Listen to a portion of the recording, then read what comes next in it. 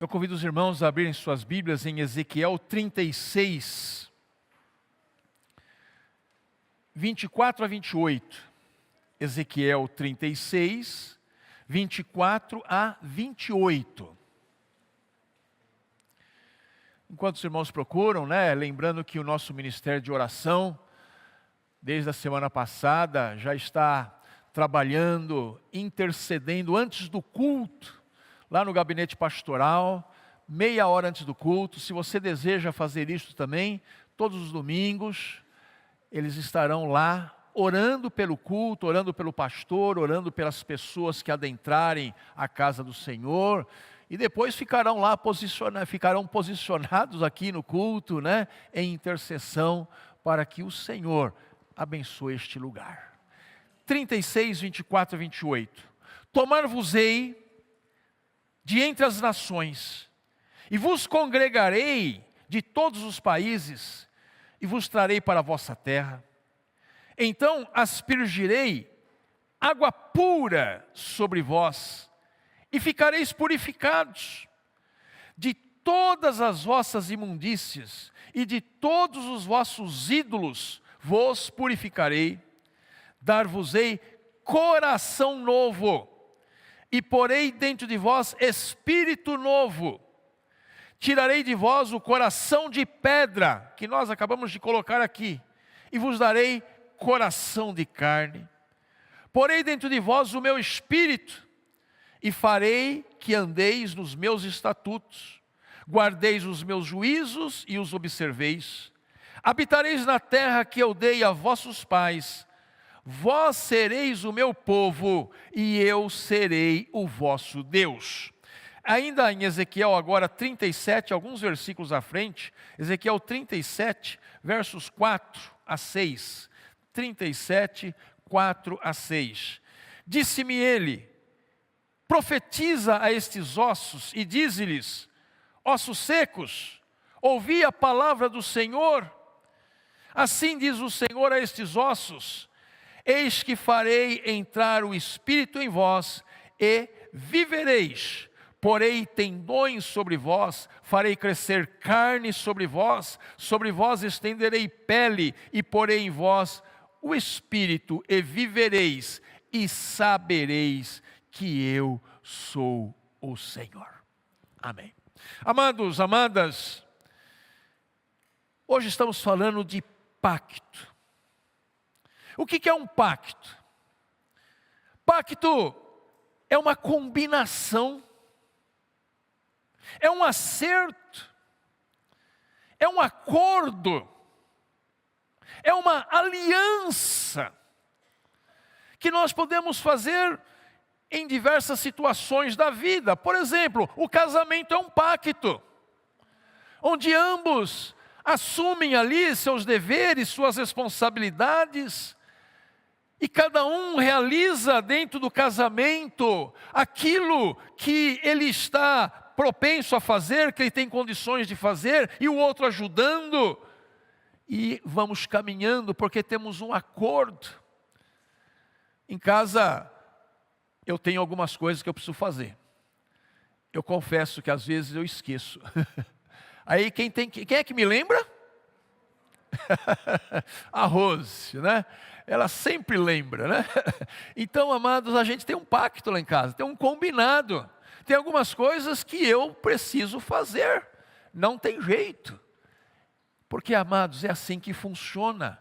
Quando nós fazemos uma aliança com alguém, pode ser um pacto de amizade, pode ser um acordo profissional. E quais são as implicações, irmãos, desses pactos que nós fazemos? Quando você faz um pacto, faz uma aliança, isso exige de você compromisso. Impossível um pacto, uma aliança se sustentar se uma das partes não realizar aquilo que precisa fazer. Por isto que a gente precisa fazer alianças e cumprir aquilo que nos cabe no aspecto que nos resta a fazer enquanto aliançados diante de Deus. E quando nós abrimos o nosso coração para Cristo, aceitamos o seu chamado, ouvimos a sua voz, Ele dizendo: segue-me, e nós decidimos segui-lo. E é uma coisa muito importante, amados, dizer, a gente vê lá no livro de Atos que, à medida que as pessoas se convertiam ali naquele início, elas eram recebidas na igreja de Cristo. Eu não acredito em cristão solto no espaço. Eu vejo o cristão como aquele que está compromissado, aliançado com o corpo de Cristo, que é a sua igreja. O que você lembra do seu pacto, quando você começou a fazer parte deste corpo? Você se lembra dos votos que você fez? Do que você prometeu no altar do Senhor? Você tem exercido compromisso com o altar e fidelidade a Deus como membro do corpo? Eu estava agora há pouco conversando com alguns irmãos que serão recebidos na igreja, e eu estava dizendo e mostrando para eles um livro, o livro de rol de membros. Igrejas protestantes, elas têm um cuidado de manter um livro de registro das pessoas recebidas em suas comunidades. É o livro de rol de membros. Nele, basicamente, o pastor registra o nome, a data do recebimento, a forma, se foi o batismo ou de transferência de outra igreja. E eu quero dizer, amados, que é uma das grandes alegrias do ministério pastoral, poder receber pessoas. Estes são os trabalhadores da seara, que a gente tanto ora para Deus e que Ele enviou. São pessoas que assumem votos de membros daquela comunidade de fé. Todos aqueles que foram um dia integrados à igreja, eles estão assumindo votos. Votos de participar dos cultos, votos de testemunhar Jesus Cristo ao próximo, votos de contribuir regularmente com dízimos e ofertas para a manutenção da missão, votos de pautar seus atos pelos princípios do Evangelho, votos de exercer seus dons, de ter uma vida regrada. É interessante, a história do metodista sempre foi uma história de equilíbrio. Nos últimos, vamos dizer assim, 100 anos, né? O metodista sempre foi conhecido como alguém equilibrado. Porque, amados, extremos sempre são muito tristes. Os extremos, eles deturpam as coisas. E quase sempre traz complicação para o nome de Cristo. Então, nós somos chamados a ter uma vida regrada, a ter costumes que condizem com um cristão. Tudo isso são votos, amados, que nós assumimos depois que nós dizemos: Senhor, eu abro meu coração a Ti e quero Te servir neste local, nesta igreja, seja onde for na igreja. São votos que todos nós fazemos.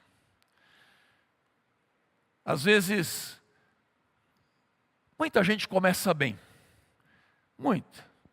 Só que no decorrer do tempo, irmãos, nós vamos nos distraindo com outras coisas da vida, e que nos leva há um afastamento e esquecimento dos padrões que Deus tem para nós. Começa-se bem, mas depois já não está tão bem, e depois já esqueceu os princípios básicos da fé cristã.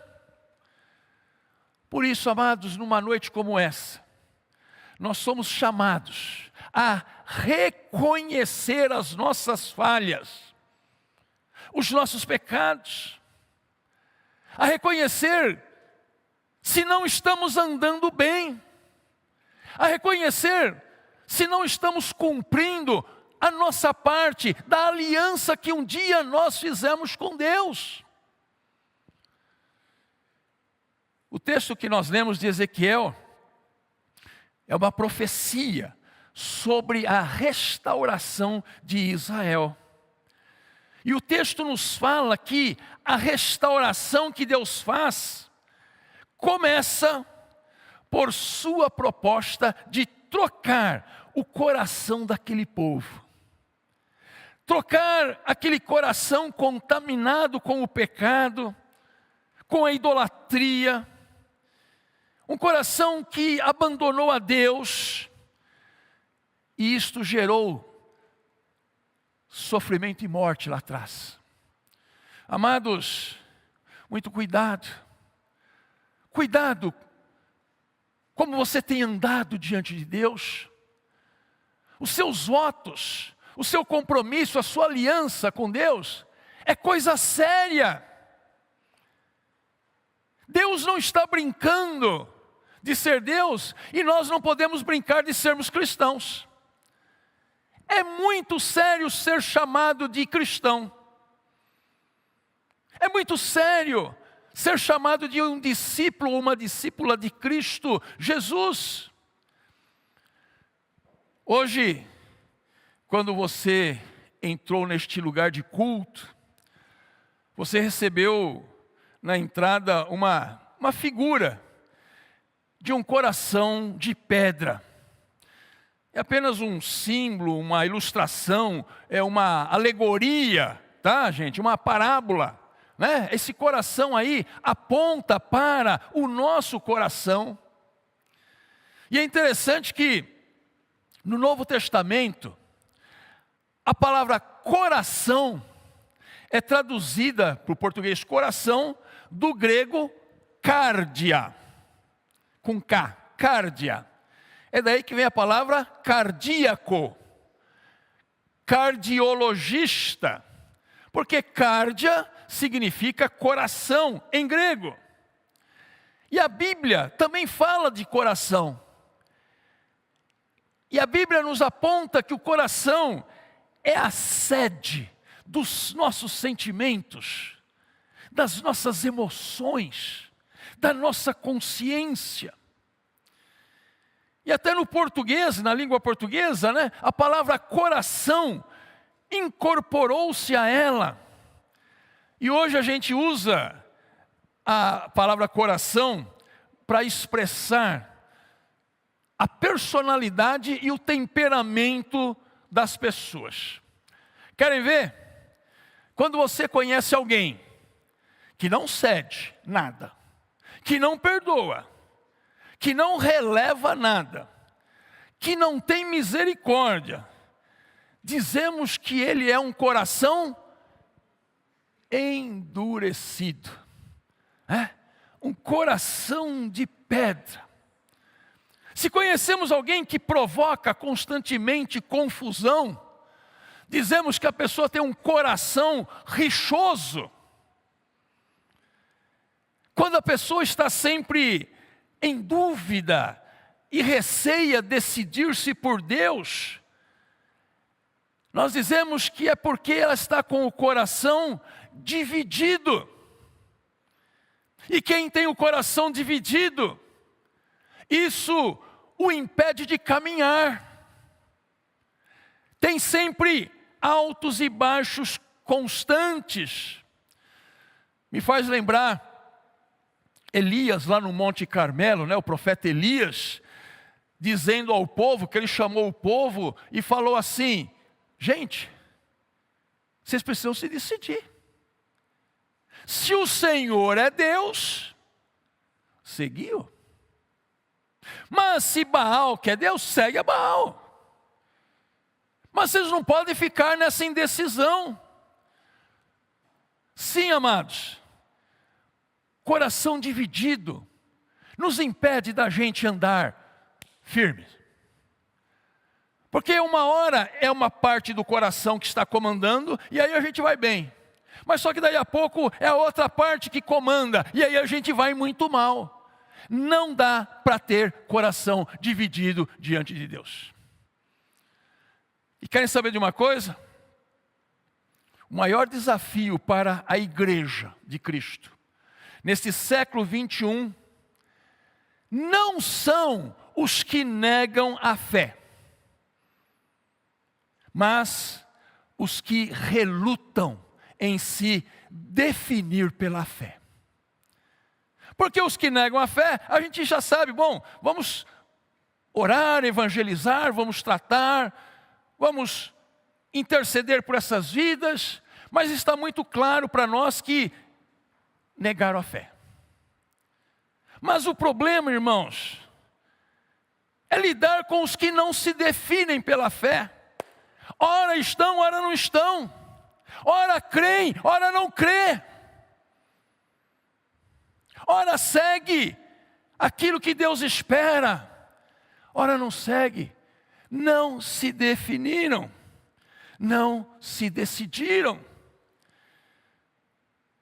E nós podemos dizer que, de alguma forma, todos esses exemplos que eu dei do coração rixoso, coração duro, coração dividido, nos remetem àquele coração que nós pusemos aqui no altar. Antigamente, essa é uma palavra que os antigos usavam. E os jovens, eu não sei o que é juva, mas vocês também não sabem algumas coisas. Coração, já ouviram isso? Dos mais antigos? Coração empedernido. Já ouviu, pastor? Coração empedernido. Que coração é? É um coração empedrado.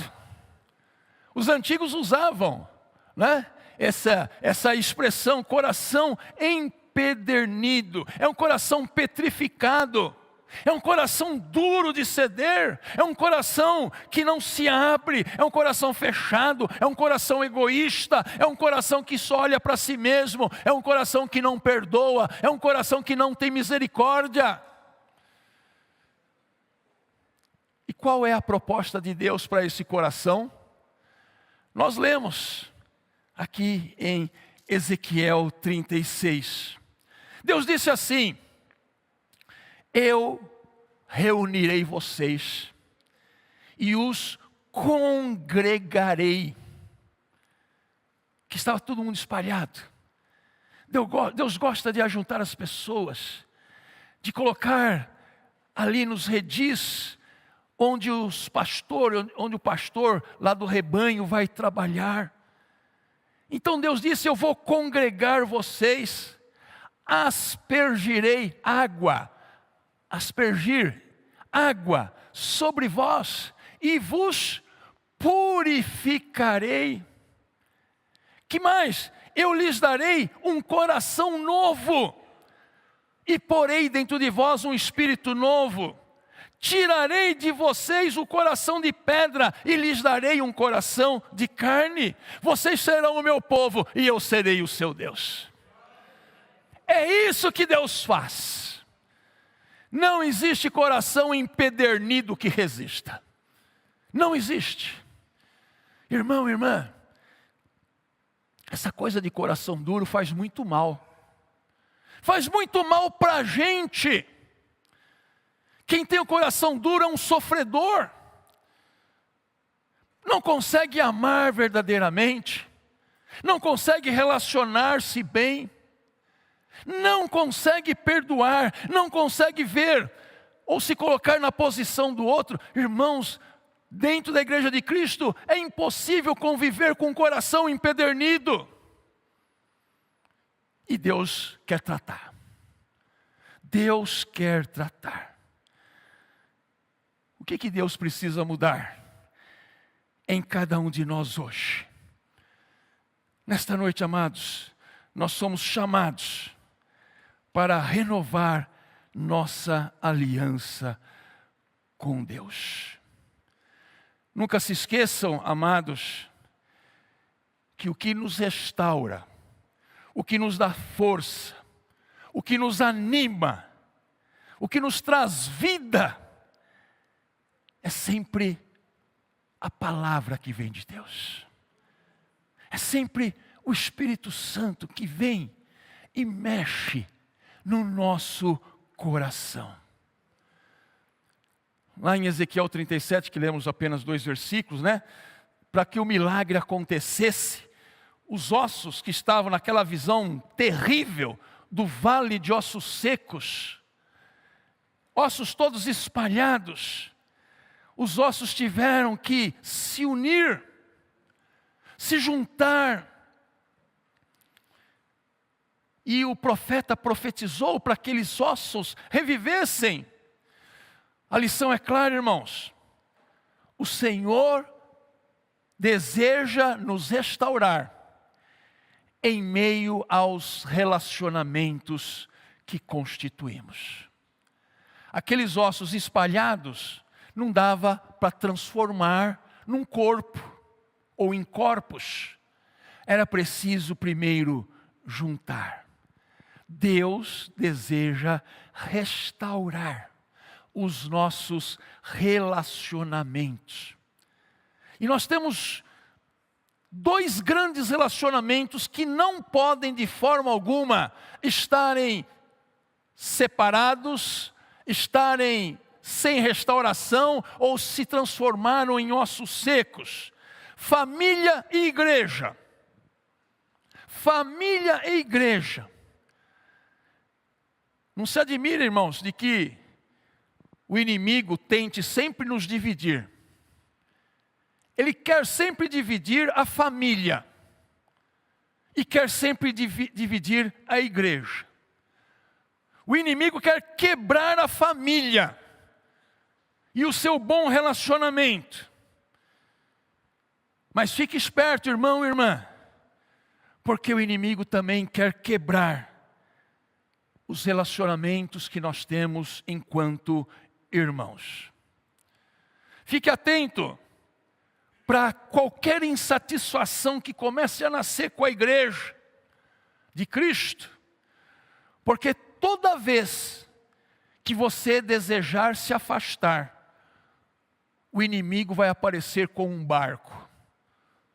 Sobe. É muito fácil. Não permita que os seus relacionamentos familiares e os seus relacionamentos fraternos sejam contaminados com o coração que está dividido, ou empedernido, ou entristecido. Deus pode nos dar um novo coração. Nós precisamos disso. Porque se o meu coração não estiver renovado, como é que eu posso pregar para o irmão? Como é que eu posso falar das coisas de Deus? Eu preciso me renovar, eu quero esta renovação sempre. Por isso, meu irmão, minha irmã, que a noite de hoje, este momento que estamos passando aqui, seja um divisor de águas. Que aquele momento simbólico que você veio trazer o coração de pedra, ele seja uma realidade na sua vida. Que você se lembre que neste dia, hoje é 8? No dia 9 de fevereiro de 2025, você trouxe aqui o seu coração de pedra, com todas aquelas coisas que você achava que eram certas, que eram boas, que era assim mesmo, que estava todo mundo errado, só você certo, você trouxe aqui. E hoje o Senhor quer nos dar um coração novo. Um coração de carne. Receba, meu irmão, minha irmã, um novo coração do Pai. Ele pode dar. Ele pode dar. Ele pode transformar. Celebremos ao Senhor nosso Deus sempre, o Deus que transforma corações.